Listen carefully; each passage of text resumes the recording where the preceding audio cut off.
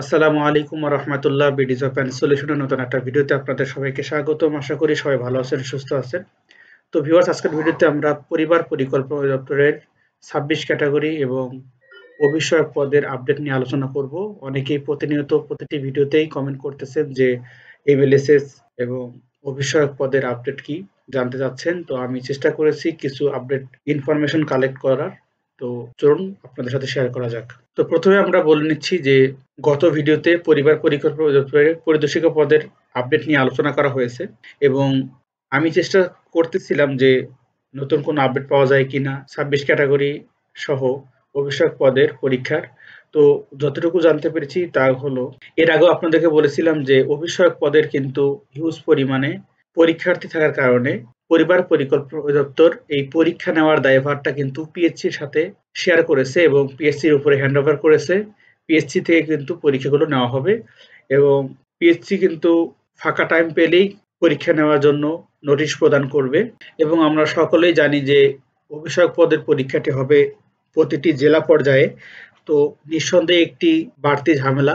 তো সর্বোপরি বিবেচনা করলে বোঝা যায় যে পরিবার পরিকল্পনা অধিদপ্তরের অভিষেক পদের পরীক্ষাটি যে কোনো মুহূর্তে হয়ে যেতে পারে এবং অবশ্যই পরীক্ষা হওয়ার ১৫-১৬ দিন অথবা ১ মাস আগে আমরা জানতে পারবো ইনশাআল্লাহ, এবং তখন আপনাদেরকে জানিয়ে দেওয়ার চেষ্টা করব।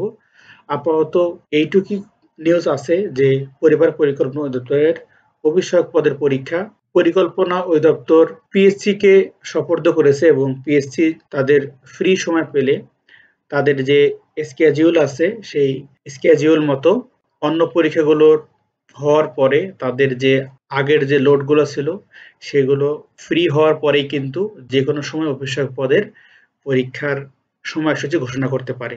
তো অনেকদিন ঝামেলা থাকার কারণে কিন্তু আপনাদের পরীক্ষাগুলো সময়মতো হয়নি। তো এখন আস্তে আস্তে সবগুলো ক্লিয়ার হচ্ছে এবং যথাসময়ে ফ্রি সময় পেলেই কিন্তু পরীক্ষার ডেটটি ঘোষণা করবে। তো যারা অফিসক পদের প্রার্থী রয়েছেন তাদের বলবো, অনেক অপেক্ষা করা লাগছে আপনাদের, আর অল্প কিছুদিন অপেক্ষা করুন। যে কোনো সময় কিন্তু আপনাদের পরীক্ষার আপডেট আপনারা পেতে পারেন। অবশ্যই কোনো আপডেট পেলে আপনাদেরকে দ্রুত সময়ে জানিয়ে দেওয়ার চেষ্টা করব এবং আপনারা যদি কেউ কোনো ইনফরমেশন কোথা থেকে পান অবশ্যই আমার সাথে শেয়ার করবেন। আমি চেষ্টা করব বাকি সবাইদেরকে জানিয়ে দেওয়ার জন্য। এরপর আমরা আলোচনা করব পরিবার পরিকল্পনা অধিদপ্তরের ২৬ ক্যাটাগরির যে কয়েকটি পদের ভাইবা হয়ে গেছে, এখন ফলাফল প্রকাশ করা বাকি। বিশেষ করে এমএলএসএস এই পদগুলোর সম্পর্কে আপডেট অনেকে জানতে চেয়েছেন।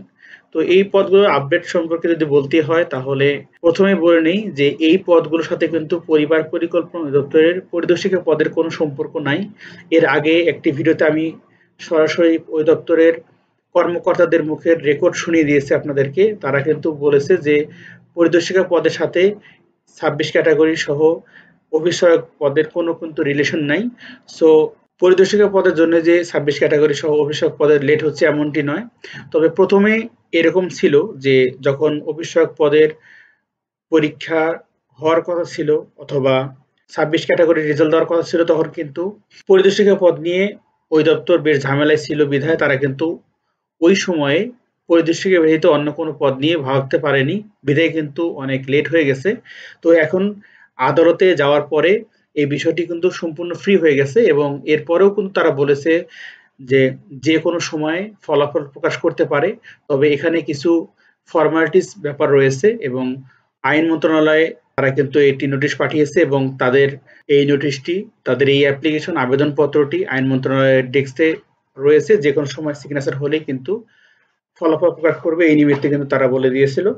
তো যাই হোক না কেন, যে কোনো সময় অভিষেক পদের পরীক্ষার ডেট প্রকাশ করা হতে পারে এবং ২৬ ক্যাটাগরি সহ এমএলএসএস যে পদগুলো রয়েছে খুবই ভাইটাল পদগুলো, সেগুলোর কিন্তু ফলাফল যে কোনো সময় প্রকাশ হতে পারে।